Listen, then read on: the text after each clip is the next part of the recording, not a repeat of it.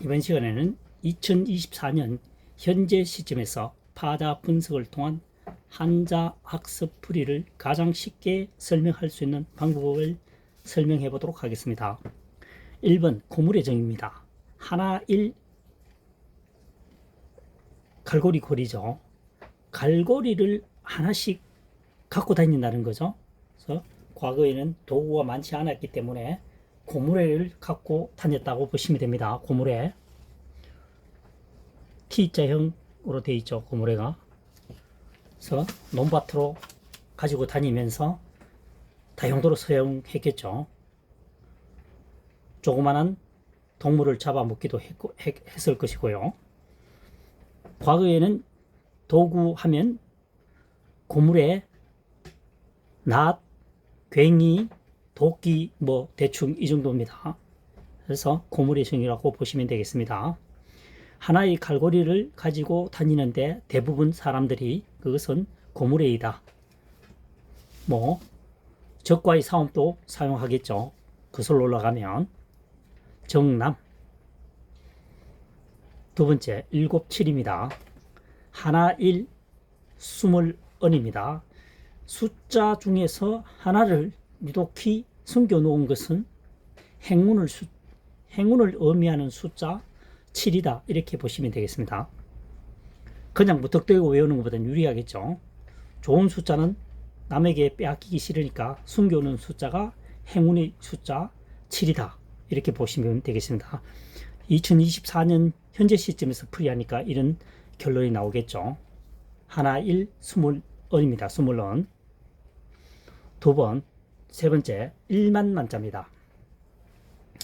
T자가 과거에는 아래하자입니다. 아래하. 지금은 현재는 점을 하나 찍죠. 과거에는 점이 없었습니다. 그래서 아래하. 그 다음 걸다글입니다. 걸다글. 옥편에는 나오지 않는 글자입니다. 굉장히 많이 사용되고 있는 한자입니다. 기억은 걸다글입니다. 호미를 걸다, 괭이를 걸다, 걸다, 걸 되겠습니다. 옥편에는 없습니다. 옥편에는 없고 한자 사람이 만든 글자입니다. 풀이를 하기 위해서요. 그래서 아래로 계속 향하다 보면 아래로 계속 건다는 거죠. 걸다 보면 1만의 숫자에 도달하게 된다. 지금은 1만이 별로이겠지만 과거에는 1만이라는 것은 굉장히 큰 숫자입니다. 주로 농사든가 아니면 채집생활, 수렵생활을 했을 때 말이죠. 1만만은 굉장히 상상하기 어려운 숫자입니다. 만석군이라고 하죠. 만석군. 굉장히 농사를 많이 지어서 가마니를 만석을 만든다 이런 얘기가 되겠습니다. 만보극기 만석군 기억하시면 되겠습니다. 아래로 걸다 보면 최고의 숫자 1만에 달하게 된다. 이렇게 학습하면 좋겠습니다. 네 번째 위상자입니다. 머리 두자죠. 머리 두자입니다. 점을 하나 찍었죠. 머리에 위에 점을 하나 찍어서 위라는 것을 표시한다는 거죠. 그냥 두면은 윈지 아래인지 구분을 못하기 때문에 점으로 찍어서 위로 만들었다 라고 보시면 되겠습니다. 또는 하나 1이죠. 하나 1입니다. 그 다음 점복이죠.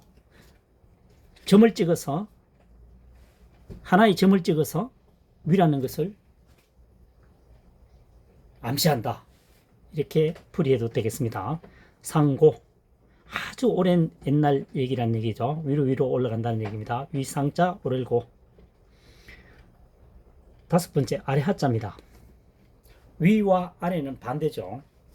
반대입니다. 해서 T자가 됐죠. 또 마찬가지로 세월이 흐름에 따라서 좀 더 확실하게 표시하기 위해서 아래 하자라는 것을요. 점을 찍었습니다. 아래 하 되겠습니다. 위상자와 반대 방향으로 되어 있죠. 하순, 화순, 중순, 상순 이렇게 하죠. 여섯 번째 안이불자입니다. 글자를 파자 분석하면 하나 일이죠. 그 다음 남은 것이 작을 소자입니다. 하나라고 하는 것은 별 것 아니라고 생각할 수도 있지만 없는 사람과 비교하면 하나는 굉장히 큰 숫자입니다. 하나는 결코 작은 것이 아니다. 예를 들자면 과거에는 주로 농업생활을 했기 때문에 소를 많이 기르겠죠. 소나 말이나. 그러니까 소가 한 마리가 있어야 번식을 하겠죠. 소가 한 마리도 없는 집도 많았을 거고, 말, 뛰는 말 있죠. 전쟁터에 많이 사용하는 말 있는 집은 거의 없었습니다. 그러니까 여기서는 아주 귀한 시대의 하나라는 의미입니다.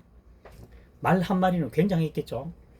그래서 말 하나라고 하는 것은 결코 숫자가 작은 것이 아니다.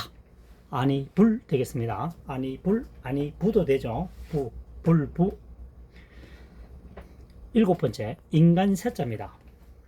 스물잎, 스물언입니다.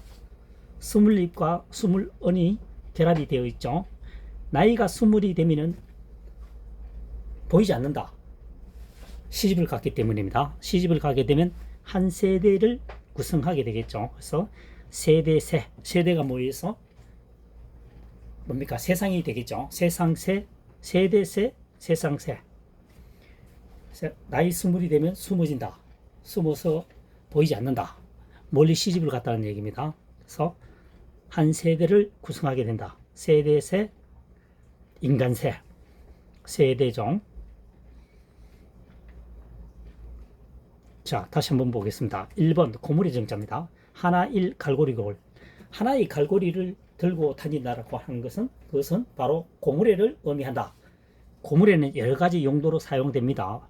주로 바깥에 나가게 되면 동물과 만날 수도 있고요. 그때는 무기로 사용되겠죠.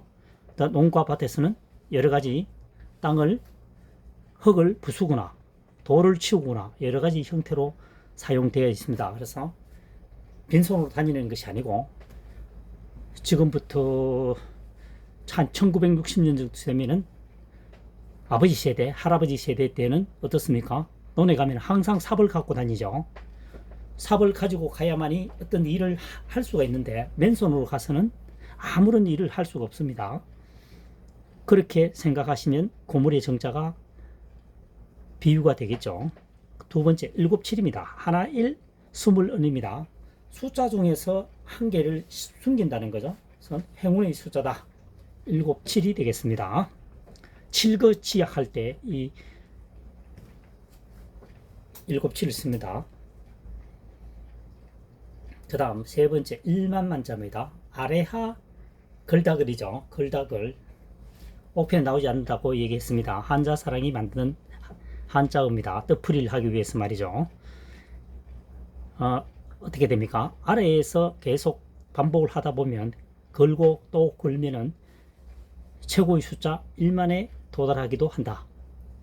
그래서 만석군, 만보걷기를 기억하고 이 한자를 연상하면 좋겠습니다. 네 번째, 위상자입니다. 머리두입니다. 머리두에 불똥주, 점주, 여기서는 점이겠죠. 머리 위에 점을 찍어서 위라는 것을 위임을 표시한다. 위상자입니다. 5번은 아래하, 위상자의 상대어죠. 반대되는 글자입니다. 그래서 머리두를 뒤집어서 아래하가 됐죠. 그래서 불똥주, 점주를 찍어서 명확하게 아래임을 표시한다는 거죠. 아래하 되겠습니다. 아니불자는 하나가 더 작은 것은 아니다. 소와 말을 비유해 보았습니다. 그 다음 7번째, 인간 세자입니다. 스물잎, 스물언이죠. 나이 20이면 보이지 않는다. 결혼을 했기 때문에 그렇다는 얘기죠. 특히 여성분들은 그랬겠죠. 시집을 가게 되면은 한 세대를 이루게 구성을 하게 된다. 그래서 세대가 모여서 인간들이 구성되겠죠. 또는 더 나아가면은 세상이 됩니다. 그래서 인간세, 세대세, 세상세 의미가 확장이 된다고 보시면 되겠습니다.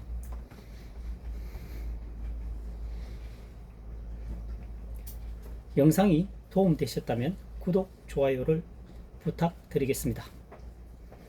다음 시간에 또 찾아뵙도록 하겠습니다.